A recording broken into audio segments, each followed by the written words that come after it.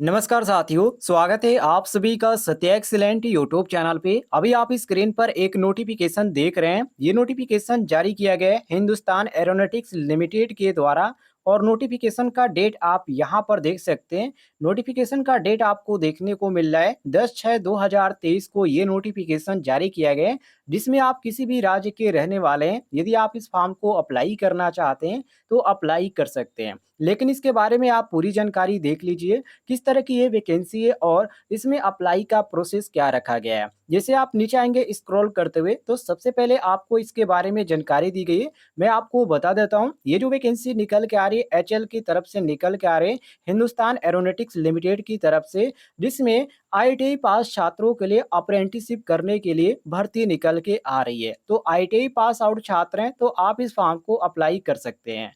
नीचे आप आएँगे साथियों स्क्रॉल करते हुए, तो कुछ यहाँ पर अप्रेंटिसशिप के बारे में इन्होंने जानकारी भी दे रखी है और अप्रेंटिसशिप में किन-किन यहाँ पर ट्रेडों को यहाँ पर वैकेंसी निकल के आ रही है, इसके बारे में भी आपको जानकारी देखने को मिल जाती है। तो नोटिफ़िकेशन थोड़ा-सा ब्लर है, मैं आपको यहाँ पर बोलता हूँ, आप ध्यान से सुनिएगा किन-किन ट्रेडों के लिए यहाँ पर भर्ती निकल के आ रही है। सबसे पहले मैं आपको बता दूँ, फीटर ट्रेड के छात्र अप्लाई कर पाएँगे, टर्नर के छात्र और जो छात्र मशीनिस्ट ट्रेड से आईटीआई किए हैं, वो लोग अप्लाई कर सकते हैं। इसके बाद यहाँ पर मशीनिस्ट ग्राइंडर का ट्रेड रखा गया है, वेल्डर ट्रेड रखा गया है, इलेक्ट्रॉनिक्स मैकेनिक रखा गया है और यहाँ पर देखिए इलेक्ट्रीशियन रखा गया है, इंस्ट्रूमेंट मैकेनिक है, इलेक्ट्रोप्लेटर है। इसके बाद यहाँ पर रेफ्रिजरेशन है, एसी आपको देखने को मिल जाता है, कंडीशनिंग और यहाँ पर ड्रॉपमैन मैकेनिक रखा गया है, शीट मेटल वर्कर रखा गया है, कोपा यहाँ पर रखा गया है और जो छात्र पासा से आईटीआई के हैं, वो लोग भी फॉर्म को अप्लाई कर सकते हैं। इतने ट्रेडों के अंतर्गत आपको ये वैकेंसी देखने को मिल रही है।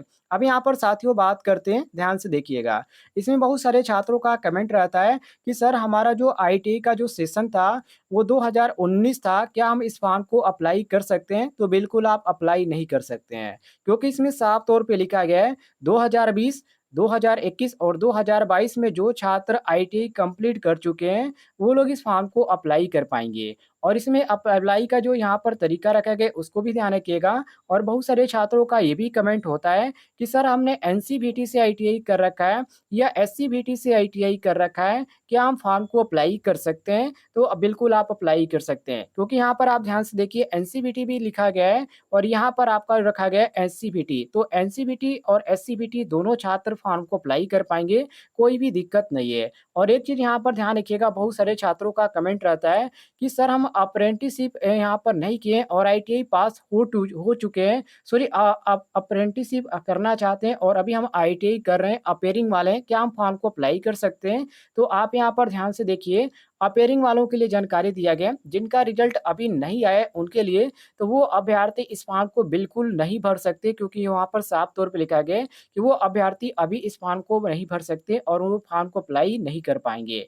नीचे आप आइए साथियों स्क्रॉल करते हुए, तो यही चीज़ आपको यहाँ पर इंग्लिश भाषा में देखने को मिल जाएगी और ऊपर यहाँ पर हिंदी में जानकारी दिया गया है। नीचे आप आइए साथियों स्क्रॉल करते हुए, तो यहाँ पर जो योग्यता रखी गई है, इसमें आप ध्यान से देखिएगा। यदि आप टर्नर से, फीटर से या इलेक्ट्रीशियन से या मशीनिस्ट ग्राइंडर, ड्रॉपमैन मैकेनिक से आपने यहाँ पर आईटीआई किया है, तो आपका 10+2 पद्धति के अनुसार हाई स्कूल आपका जो होना चाहिए, वो विज्ञान से और गणित से आपका होना चाहिए। और जो छात्र electronics mechanic, refrigeration and air conditioning, instrument mechanic या इलेक्ट्रोप्लेटर से आईटीआई कंप्लीट किए हैं, उनका हाई स्कूल में 10+2 पद्धति के अंतर्गत होना चाहिए।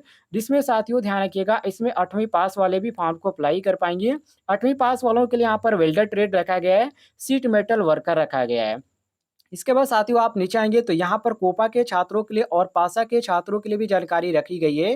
कोपा के छात्रों को भी अप्लाई कर पाएँगे पासा, और यहाँ पर इनके जो रखा गया है नेशनल ट्रेड सर्टिफिकेट इनके पास होना चाहिए, अर्थात एनएससी आपके पास होना चाहिए, सॉरी एनटीसी आपके पास होना चाहिए। इसके बाद यहाँ पर computer operator and program assistant, national council for vocational training, अर्थात आपका जो आईटीआई कंप्लीट होना चाहिए, एनसीवीटी से होना चाहिए या एससीवीटी से आप अप्लाई कर सकते हैं। नीचे आप आएँगे साथियों स्क्रॉल करते हुए, तो यहाँ पर कुछ इसके बारे में अदर भी जानकारी आपको देखने को मिल जाती है, जिसको आप पढ़ना चाहें तो पढ़ सकते हैं। इसके बाद यहाँ पर ध्यान से देखिएगा, यहाँ पर रखा गया है, इसके बारे में दिया गया है कि सीओई कोर्स से आईटीआई पास अभ्यर्थियों के इस परीक्षा के लिए पात्र नहीं है। तो जो छात्र सीओई कोर्स कंप्लीट किए हैं, वो लोग इस फॉर्म को बिल्कुल भी अप्लाई नहीं कर पाएँगे। और एक चीज़ ध्यान रखिएगा, इस फॉर्म को केवल भारतीय ही फॉर्म को अप्लाई कर पाएँगे, मतलब कि आप किसी भी राज्य के रहने वाले हैं, यदि आप भारत के रहने वाले हैं, तो आप इस फॉर्म को अप्लाई कर सकते हैं, कोई भी दिक्कत नहीं है। नीचे आप आएँगे तो यहाँ पर उम्र के बारे में यहाँ पर आपको जानकारी देखने को मिल जाती है,